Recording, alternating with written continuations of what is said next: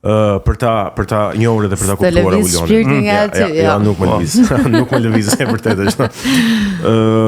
Ka shumë gjëra që mund të përmendim nga vlora e formimit tënd të hershëm artistik dhe muzikor, siç është po themi pianoja, por edhe flauti, mi që më kujtove. Por edhe një trashëgimi që në mos gaboj gjyshit, ka qenë violinist apo jo? Ose të paktën ka violinist. Ka studiuar një shkurtër violin. Por mund të themi edhe pikturën për ty, po them. Fotografinë. Por edhe fotografinë. Poezinë. Që keni informuar. Patjetër. Po tash të kesh nga personalitetet e artit në Shqipëri do e mos të informohesh, kështu që poezinë, sepse poezinë patjetër. Cila është pika e përbashkët e gjitha këtyre? Është të gjitha ato që përmendëm, që nga fotografia, poezia, muzika, instrumenti, janë të gjitha forma të ndryshme për të shprehur të bukurën. Pra fotografia, sepse fotografon çaste të cilat për sa i përket natyrës normalisht janë përgjithsisht të bukura, por jo vetëm natyrës, gjithsesi janë çaste të cilat janë që shprehin një ndjenjë në atë moment dhe ti duhet të fotografosh momentin, i cili momenti është i lidhur ngushtë me diçka, siç mund të jetë fenomenet e natyrës, duke nisur nga era, shiu, breshri e të tjerë, deri tek momente të cilat janë të lidhur ngushtë me hapësirat, me qytetin, duhet të them faktin që Vlora është një qytet i cili gjithmonë më ka frymëzuar, jo vetëm në muzikë, në fotografi, në poezi e të tjerë, sepse është një qytet i cili është një qytet me 2 dete, me 2 laguna, është një qytet me male të larta, pavarësisht se është ato perëndimet aty janë të mrekullueshme. Dhe natyra është një lloj forme perfekte krijimtarie, kështu që të frymëzon vetvetiu. Në aspektet e tjera ka ato aspektet kontradiktore të bukura të qenies njerëzore, e cila përballet me përditshmërinë e një qyteti që i ka falur natyra gjithë bukuritë, por bëhet shumë i ashpër nëpërmjet përditshmërisë. Dhe këto janë momente të cilat fotografohen në kujtesën që ndikojnë atë luftën e brendshme midis të bukurës dhe asaj që jo të gjithë e shohin. Dhe kështu që i përgjigjem pyetjes që ndoshta dua të shoh gjithmonë aspektet e bukura nëpërmjet artit dhe atje ku ndoshta në momente të caktuara është pak e vështirë. Po në fakt pa i hequr Vlorës asgjë, se është e vërtet kjo, patjetër.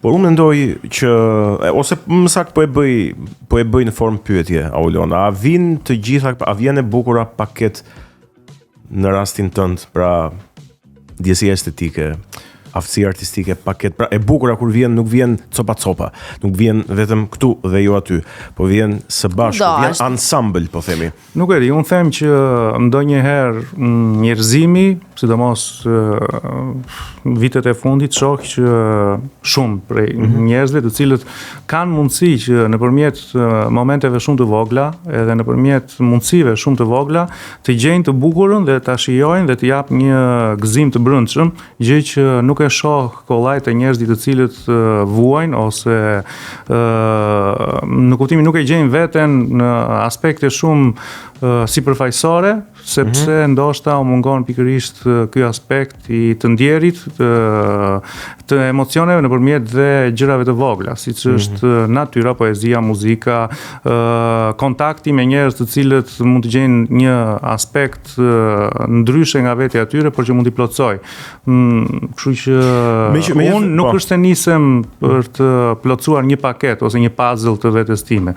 Në çdo gjë që kam bërë në lidhje me artin ose përcjelljes së emocioneve nëpërmjet një nga formave të artit, ka qenë gjithmonë e ndjerë, në kuptimin që e ndjej si një lloj forme e cila më mbush mua personalisht, por atje ku gjejnë veten persona të tjerë nëpërmjet një çasti, një momenti fotografik, një momenti muzikor, më vjen mirë që ky kontribut i ka shërbyer dikujt, qoftë edhe një personi të cilin e ka frymëzuar, si shpeshherë shumë persona më kanë thënë që dhe pse vajta shkova më shumë se një vit ku sot që flasim dhe kamera e celularit nuk më punon prej muajsh, kështu që mungesa e të bërit një fotografi është shumë e madhe, por shumë miq, shumë persona dhe pas shumë kohësh më kanë thënë që kjo fotografi jotja më ka frymëzuar për diçka. Dhe ky është një qëllim i arritur për te fakti që sa e bukur është fotografia o si e ka realizuar për të marrë merita. Ajo është një ndjesi e përcjell, sepse unë nuk jam fotograf profesionist, po mora fotografin për mos tu fokusuar te muzika, sepse aty normalisht duhet futur kritika e të tjerë. Unë këtu mendoj të ndalemi tek muzika, tek një moment të cilin ju e kujtoni që ka qenë edhe gjë që ju ka frymëzuar më shumë për një krijim, për një kompozim. Një ngjarje e veçantë. Mos haro më thuaj edhe flautin, se doja të më thuaj diçka.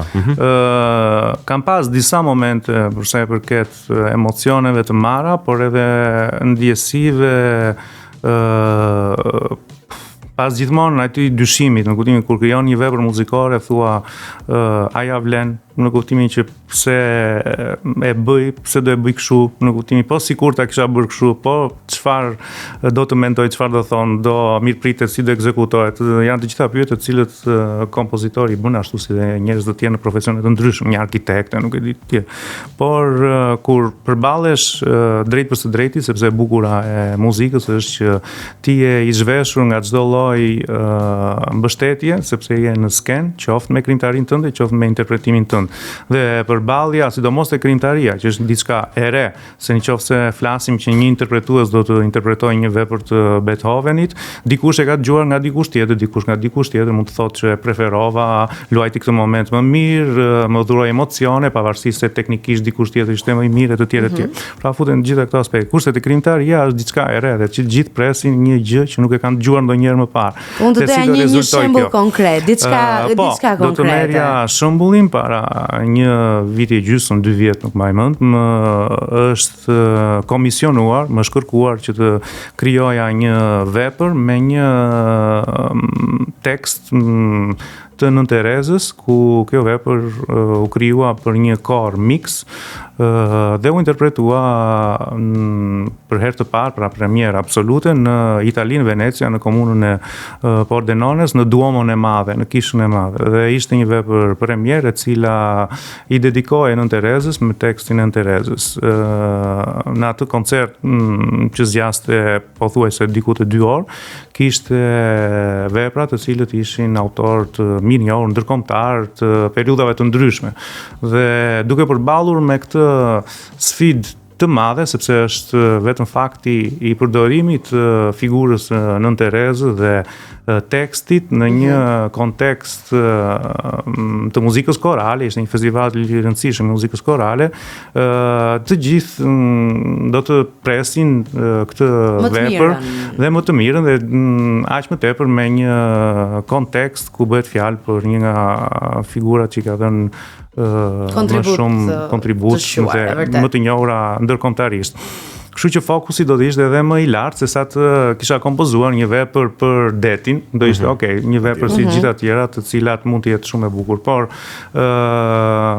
vëmendja ishte te kjo vepra e re. Dhe emocionet që kam marrë atje kanë qenë të paharrueshme, sepse pas fillimit të veprës, një qetësi absolute ran Duomon në Kishën e Madhe të qytetit, ku kjo vepër u mirëpritu, dortokit, ka pasur edhe shumë emocione dhe personalisht ka qenë në një momentet ku vetë jam emocionuar jo për rezultatin më shumë se sa për ndjesinë që kjo vepër arriti qëllimin, dhe disa prej njerëzve, muzikantëve që ishin atje, u shprehen që kjo vepër ishte një vepër e cila në misionin e saj arriti atë qiellore duke shkuar lart në kupolën e Duomos me atë ndjeshmëri. Kështu që ishte një moment emocionues. E jashtëzakonshme, isha vetëm duke përfituar në këtë. Është një vepër që është luajtur më pas nga Kori Filharmonisë së Kosovës në Akademinë Santa Cecilia në Rom, është luajtur përsëri në Universitetin e Arteve, në Akademinë e Shkencave, në Kosovë, në Tiranë, në Teatrin Kombëtar të Operës dhe Baletit para 2 vjetësh, kështu që Çfarë do vepër është? Është një vepër korale. Po, për 8 zëra dhe për mix, për zëra burrash dhe grash, soprano, alt, tenor, bas. Një nivel i jashtëzakonshëm.